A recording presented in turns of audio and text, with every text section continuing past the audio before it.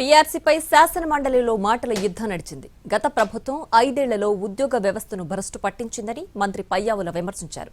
అయితే మంత్రి వ్యాఖ్యల్ని ఖండించారు మండలిలో విపక్ష నేత బొత్స సత్యనారాయణ. దీనికి మళ్లీ కౌంటర్ ఇచ్చిన పయ్యావుల విపక్షం భ్రమల్లో ఉందని, మరో 10 ఏళ్లు అలాగే ఉండాలని తాము కోరుకుంటున్నామని అన్నారు. అంతకుముందున్న ప్రభుత్వంలో మేము 27% ఫిట్మెంట్ ఇచ్చాము. పీఆర్సీ వచ్చి గత ప్రభుత్వంలో వేసింది.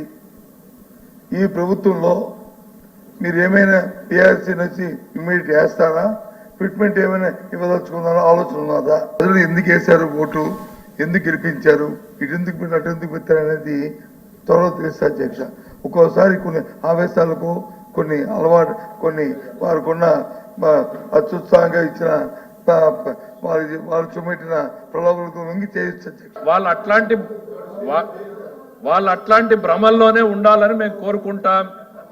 వాళ్ళు అట్లాంటి భ్రమల్లోనే ఉండాలని కోరుకుంటాం. ప్రజలు ఇచ్చినటువంటి తీర్పుని మీరు అట్లనే చూడండి. ఇంకో 10 ఏళ్ళలో 15 ఏళ్ళలో అక్కడే అదే సింగిల్ డిజిట్ తోటే ఉండేటువంటి ప్రయత్నం మీరు చేద్దరు. మిమ్మల్ని కనువిప్పు కలిగించేటువంటి ప్రయత్నం కూడా మేము చేయం. కాకపోతే ప్రజలకి ఈ వేదిక ద్వారా చెప్పాలి, మీకు ప్రజల పట్ల ఏ రకమైనటువంటి ఆలోచనలు ఉన్నాయనే దానికోసమే వివరించడం జరిగింది అనేటువంటి చెప్తా ఉన్నాను అధ్యక్ష.